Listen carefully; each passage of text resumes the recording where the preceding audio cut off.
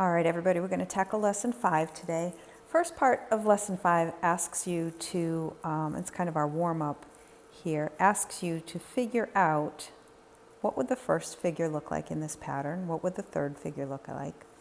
And you can draw those, and then it says describe the 10th figure in the pattern. So you don't need to draw it out, you could describe it in words. And I want you to do that. I will check that in your book when I check them a little bit later on. So I want to start with the second page of this, this lesson. 100 centimeters in every meter, we know that, we've done this before. Complete the tables. And I want you to notice what they did here. At the bottom they put X for this, this table, and the bottom they put Y for this one. But look at the headings in the table. We have length in meters on the left, and we have length in meters on the right here.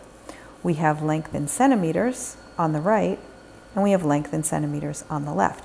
So what they've done is they've called the left X, they've called the left Y over here, but that length in centimeters is our Y, and the length in meters is our X. So they've reversed the columns, and that's kind of what this lesson is about, is what happens to an equation when we reverse those columns. It doesn't really matter which one we put in the left or the right, but we have to keep them straight here. So we want to think about our constants of proportionality.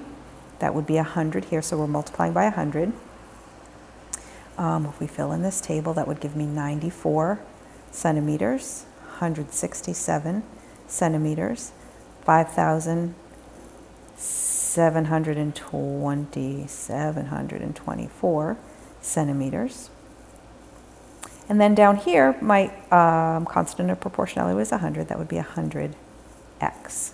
So if I wrote an equation for this table on the left, it would be that y is equal to 100x. If I fill out the table on the right, now my constant of proportionality going from left to right is 1 divided by 100, 1/100th, or I could say 0.01.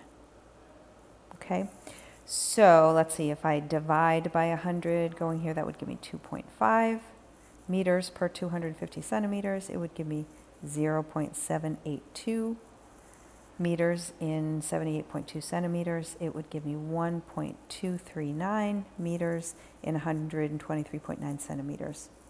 And down here, I would have 1/100th, or let me write it as the fraction, 1/100th of y. That's this value. My equation here would be, I look up at the top of the table, it would be x equals 1/100th y. And what they're trying to get at here is the idea that as we go back and forth, as we switch these tables around, look what happens to them. We have y equals 100x and x equals 1/100th y.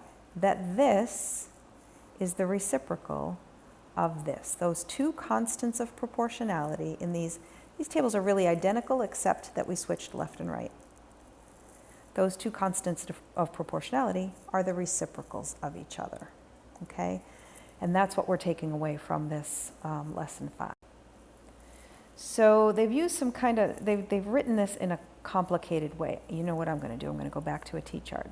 It took Priya 5 minutes to fill a cooler with 8 gallons of water. So 5 minutes to fill 8 gallons of water from a faucet that was flowing at a steady rate. Let W be the number of gallons of water, and T be the time after T minutes. So I'm going to call this X and Y, though, again, because I think saying it as X and Y makes it a little bit easier.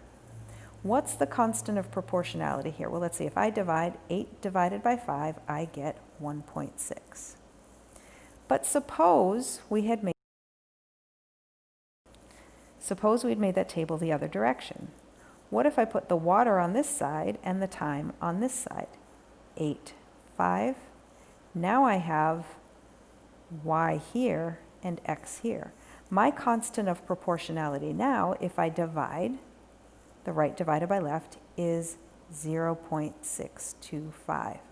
And if we look over at these multiple choice question, which of the following represents the relationship between W and T? Select all that apply. So we always write it as the right column equals the constant of proportionality times the left column.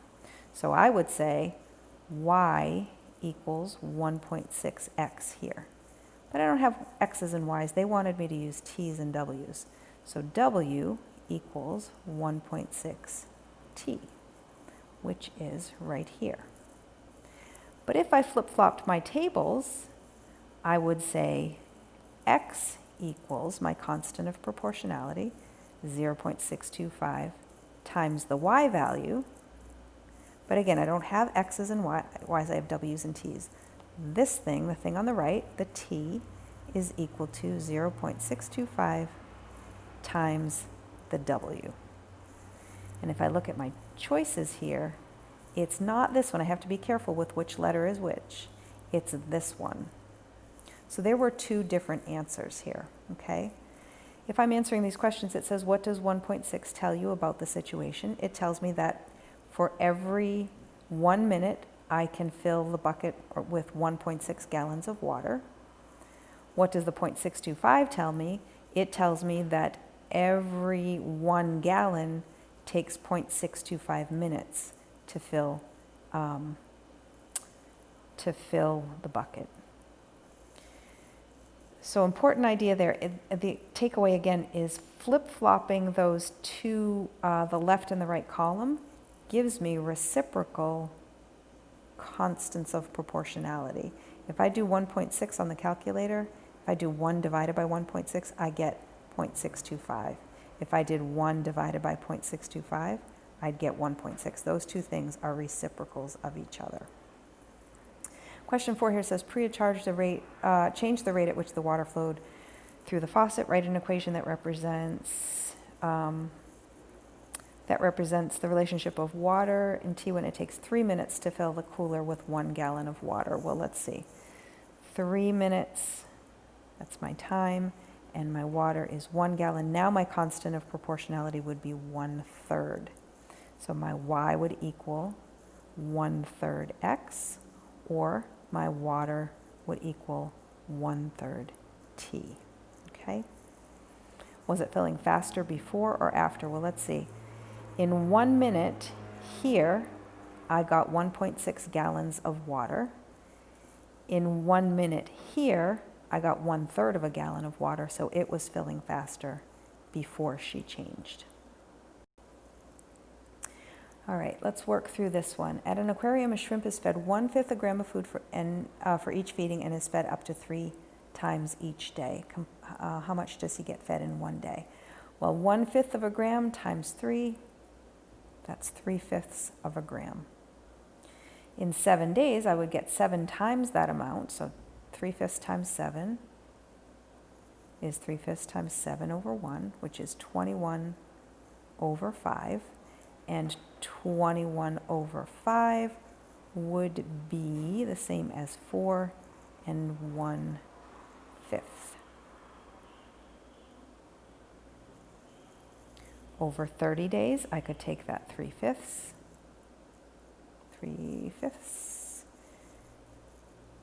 and multiply it by 30 over 1, which would give me 90 over 5, also known as 18, I believe.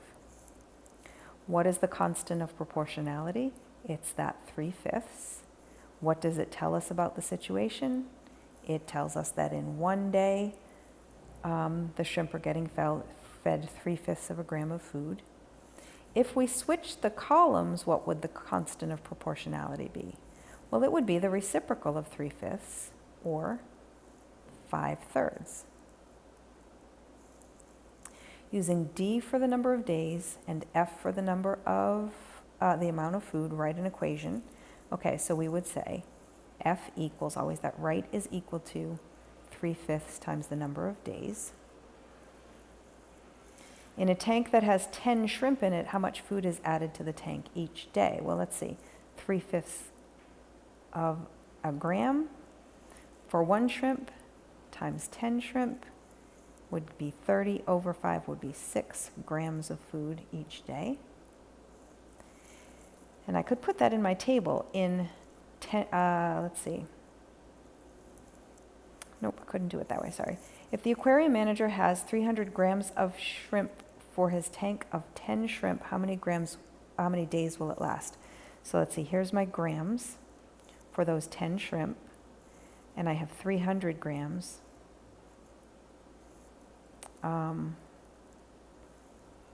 And this should have been grams per day.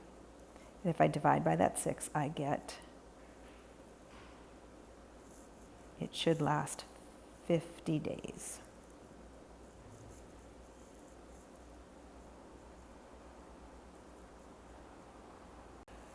And that's assuming I did my math right. 300 divided by 6, yeah, I believe is 50. Okay, so just one more thing before we go. It asked me to write the relationship between the food and the days. I could flip that around though. I could make an equivalent equation that said D is equal to the reciprocal factor, 5/3, times the amount of food. Okay, so your practice problems today, there'll be a couple that ask you to write 2 different equations, I believe. Okay, if you prefer X and Y and X, that's fine. I actually prefer those as well. But the idea is the same no matter what variables we use. Okay, so let's do the practice problems.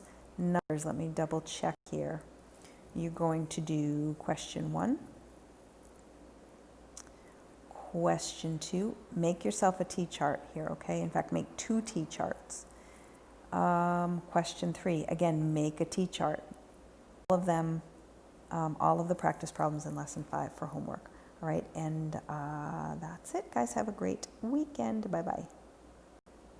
Question 4 and question 5. So let's do